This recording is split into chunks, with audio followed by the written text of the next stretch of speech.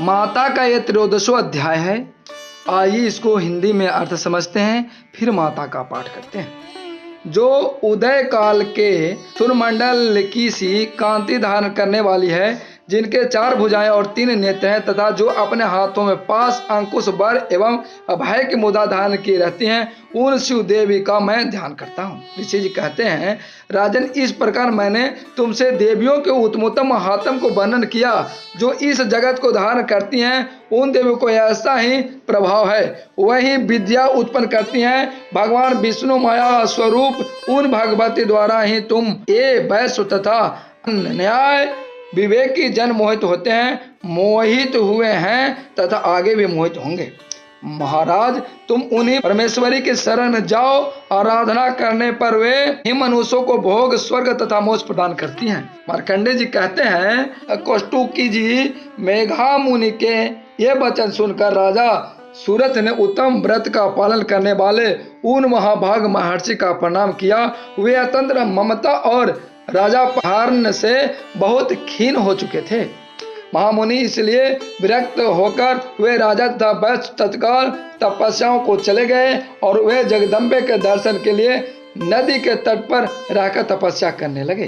वे वैश्य उत्तम देवी सूक्त का जप करते हुए तपस्या में प्रकट हुए। वो दोनों नदियों के तट पर देवी का मिट्टी की मूर्ति बनाकर पुष्प, धूप और हवन आदि के द्वारा उनकी आराधना करने लगे।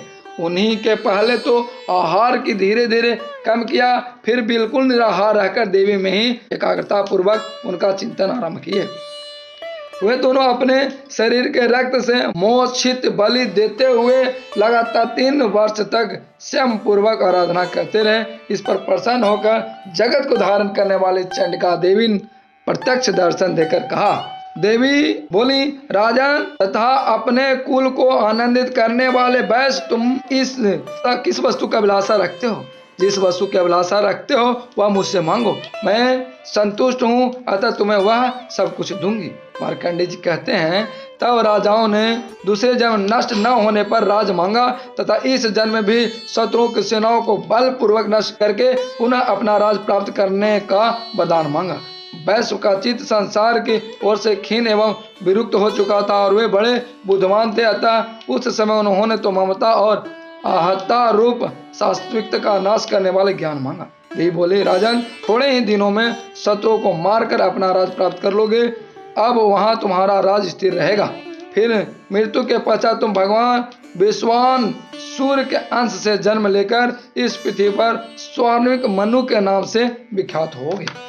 बस वह तुमने भी इस वर का मुझसे प्राप्त करने की इच्छा की है, उससे देता हूँ, तुम्हें मोक्ष के लिए ज्ञान प्राप्त होगा। मार्कंडेय जी कहते हैं, इस प्रकार उन दोनों मनोवांछित वरदान देकर तथा उनके द्वारा भक्ति पूर्वक अपनी स्तुति सुनकर देवी अंबिका तत्काल अंतर्धान हो गई।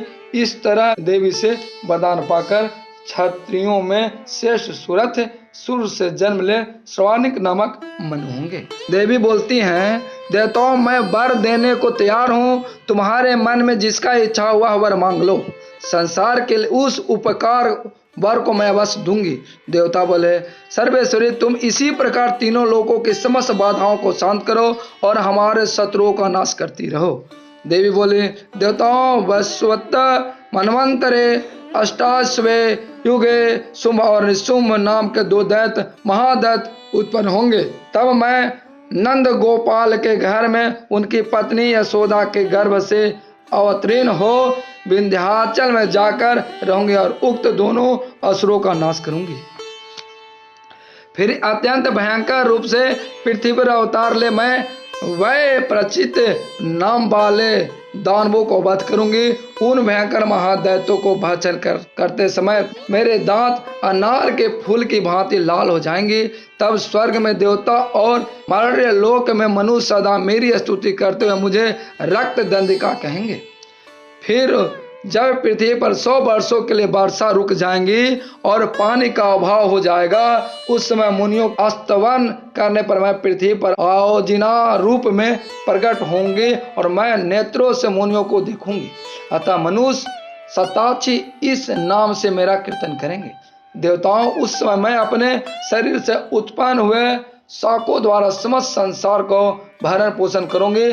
जब तक वर्षा नहीं होगी तब तक वे शाक ही सबके प्राणों की रक्षा करेंगे। ऐसा करने के कारण पृथ्वी पर शाकंभरी के नाम से मेरी ख्याति होंगी। उसी अवतार में मैं दुर्गम नामक महादैत्य का वध भी करूंगी, जिससे मेरा नाम दुर्गा देवी के रूप में प्रसिद्ध होगा। फिर मैं जब भीम रूप धारण करके मुनियों की रक्षा के लिए हिमालय पर रहने वाले राक्षसों का भक्षण करूंगी, उस समय सब मुनि भक्तों से नतमस्तक होकर मेरी स्तुति करेंगे। तब मेरा नाम भीमा देवी के रूप में विख्यात होगा। जब अरुण नामक दैत्य तीनों लोकों में भारी उपद्रव मचाएगा, तब मैं तीनों लोकों का हित करने के लिए 6 पैरों वाले असंख्य भामरों का रूप धारण करके उस महादैत्य का वध करूंगी। उस समय सब लोग भ्रामरी के नाम से चारों ओर मेरी स्तुति करेंगे। इस प्रकार जब जब संसार में दानवी बाधा उपस्थित होंगी, तब तब अवतार लेकर मैं शत्रुओं का संहार जरूर करूंगी। भक्तों, माता इस तरह से देवताओं को और अपने भक्तों को आशीर्वाद दिए हैं। माता सदा संसार की रक्षा करेंगी, यह माता का खुद का वचन है। भक्तों, आप माता का आराधना करें, माता का स्तुति करें, माता के शरण में आए रहें। आप अगर माता के शरण में आ गए हैं तो आप दूसरे के शरण देने वाले हो जाते हैं। जय माता के भक्त।